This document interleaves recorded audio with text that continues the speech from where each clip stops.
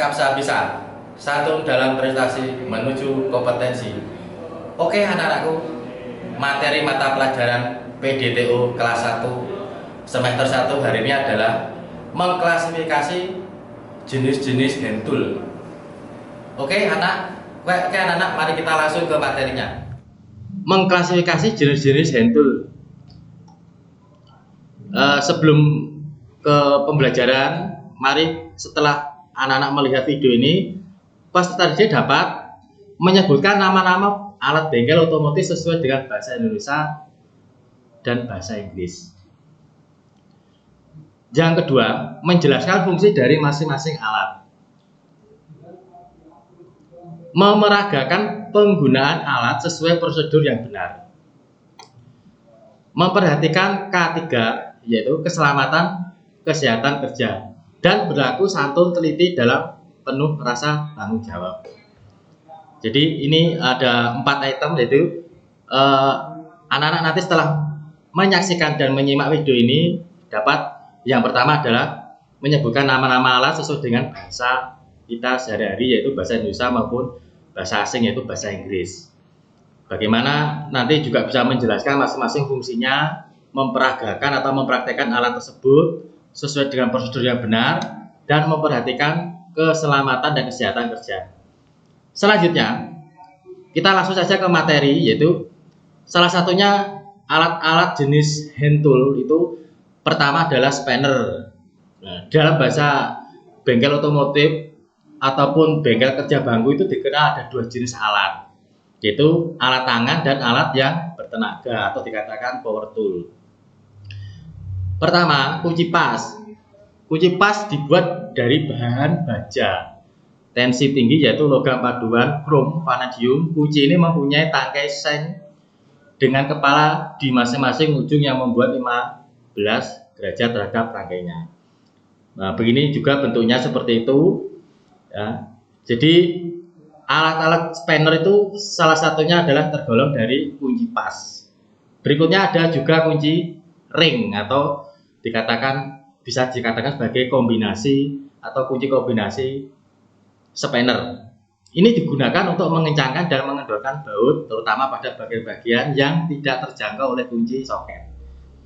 Kunci pas ring cukup praktis karena bagian ring dapat mengencangkan dan mengendorkan, sedangkan bagian pasnya bisa juga untuk melepas dan mengendorkan secara cepat. Bentuknya juga bervariasi, ada yang ukurannya sesuai dengan ukurannya, yaitu di bagian kiri atau kanan itu salah satunya adalah yang berupa pas, dan satunya juga yang berupa ring atau berupa lingkaran. Selanjutnya ada juga kunci ring yang sama, yaitu ujung atas bawah juga sama-sama ringnya. Ini memiliki 45 derajat. Namun tidak selalu demikian, sudut ini memungkinkan spanner dapat terpasang tepat pada mur atau baut dengan posisi yang sulit, dan jika menggunakan spanner yang jenisnya lebih pipih akan terjadi kurangnya ruas atau ruang antara yang cukup. Bentuknya seperti ini. Jadi kunci ring ini lebih kuat, jadi untuk mengencangkan dan mengendorkan beberapa atau berbagai jenis variasi baut atau mur.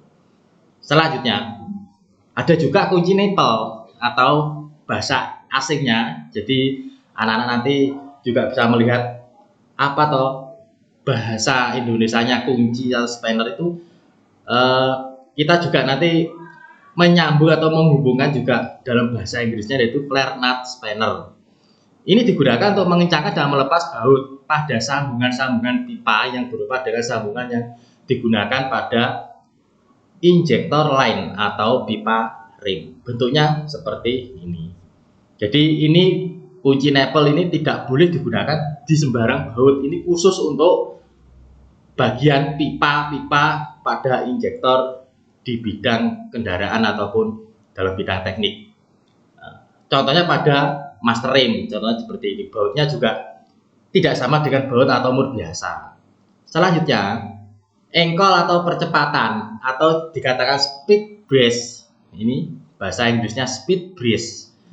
Alat ini digunakan untuk melepas dengan cepat baut atau mur dengan mudah dan kita kendorkan. Dibutuhkan ruang yang cukup untuk dapat mengaplikasikan alat ini. Bentuknya seperti ini. Jadi ini kita nanti memutarkan di bagian tengahnya, nanti akan mengikuti putaran dengan tenaga kita sendiri, sehingga cepat sekali baut atau mur yang kita kendorkan.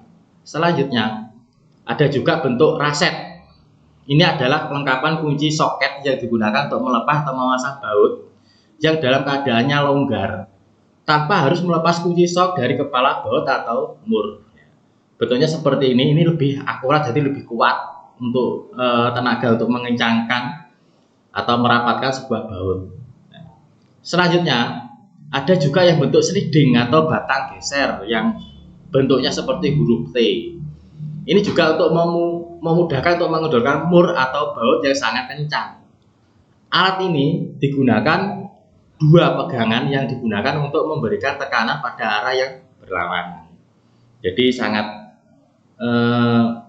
akurat banget itu dibanding dengan kunci raset tadi, karena di bagian tengahnya itu akan memberikan tekanan yang sangat kuat pada kedua tangan kita, yaitu tangan kiri maupun tangan kanan.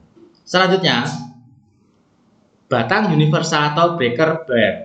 Alat ini gagangnya bisa disambungkan atau dihubungkan dengan berbagai jenis penghubung atau penyambung, dan fungsinya adalah untuk mengendorkan baut-baut yang sangat kuat seperti baut kepala silinder atau baut silinder kop. Jadi baut di silinder kop itu panjang banget dan besar, jadi kita gunakan di breaker bar atau batang universal. Ya, untuk perpanjangan soknya seperti gambar di bawah. Nah, ini istilahnya adalah socket extension bar. Dan ini juga untuk sebagai salah satu digunakan pada kunci raset atau yang sama saja menjangkau mur atau baut yang tidak terjangkau oleh kunci-kunci kecil atau spanner, bahasa kunci pas atau ring atau kombinasi. Dan ini adalah sambungan atau perpanjangan sok yang sangat akurat dan sangat kuat untuk mengencangkan dan mengendorkan baut, terutama pada kepala silinder. Selanjutnya ada kunci busi atau spark plug socket. Alat ini dipasang dengan sisipan karet yang tidak hanya mencegah porselin pada busi agar tidak pecah, melainkan juga menahan busi untuk memudahkan melepas dan dalam bentuk pemasangan. Pada busi ini sangat berhati-hati pada saat untuk melepas maupun memasang kembali, karena jangan sampai kebalik ataupun terbalik pada saat menggunakan alat kunci busi ini. Yang berikutnya ada juga dikatakan wheel brace atau kunci roda yang bentuknya seperti silang. Ini juga melepas dan memasang kembali pelek atau mur pada roda. Alat ini biasanya mempunyai 3 atau 4 ujung soket dengan ukuran yang berbeda. Kemudian ada dikatakan kunci Allen atau kunci Allen case yang disebut juga inbas, dibuat dari baja heksagonal hex tensel. Seringkali dibengkokkan dengan sudut yang tepat yang biasanya dikatakan sebagai kunci L. Bentuknya seperti ini. Dan ada juga yang dikatakan sebagai kunci Inggris. Ini digambar di bawahnya. Ini merupakan salah satu alat spanner ataupun soket yang tepat untuk pekerjaan yang tidak tersedia biasanya pada pipa-pipa besar atau mur baut yang besar. Dan ini biasanya mudah disetel. Ada dikatakan sebagai salah satunya adalah geo. Itu adalah sebagai untuk penyetel besar atau diameternya sebuah baut. Selanjutnya ada dikatakan kunci screwdriver atau obeng. Ini adalah untuk membuka dan mengencangkan skrup, yakni untuk membuka dan mengencangkan skrup secara umum. Orang mengenalnya dikatakan sebagai obeng, yaitu obeng plus maupun obeng min. Bentuknya seperti ini. Fungsinya juga berbeda. Demikian nanti fungsi pada obeng plus itu digunakan untuk skrup yang modelnya plus dan digunakan untuk obeng min jika skrupnya berupa min. Oke, ini tugas materi PDTO kelas 1. Yang pertama adalah jelaskan mengapa kunci pas tidak boleh digunakan untuk mengencangkan atau melepas baut yang masih kencang. Yang kedua, jelaskan kelebihan kunci pas ring dibanding dengan kunci pas. Ketiga, sedapat mungkin untuk mengendorkan dan mengencangkan baut menggunakan kunci shock. Mengapa demikian?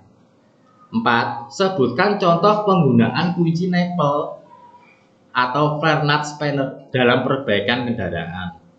Yang kelima, jelaskan nama alat yang ditunjukkan oleh gambar berikut. Jadi ada A, B, C, D, E sampai F. Gambar tersebut jelaskan nama, bagaimana kegunaannya. Baiklah anak-anak, demikian materi hari ini mengenai mengklasifikasi jenis-jenis hand tool. Silakan mencari referensi jika diperlukan untuk menjawab pertanyaan Bapak Ibu, karena dengan membaca dan memperbanyak referensi akan menambah ilmu pengetahuanmu. Sampai bertemu kembali pertemuan berikutnya dalam materi mengklasifikasi jenis-jenis hand tool dan dikumpulkan tugas di Google Classroom sesuai rombongan belajarmu. Jangan lupa like dan komen untuk mendukung program ini. Klik subscribe dan tekan tombol lonceng supaya tidak ketinggalan informasi.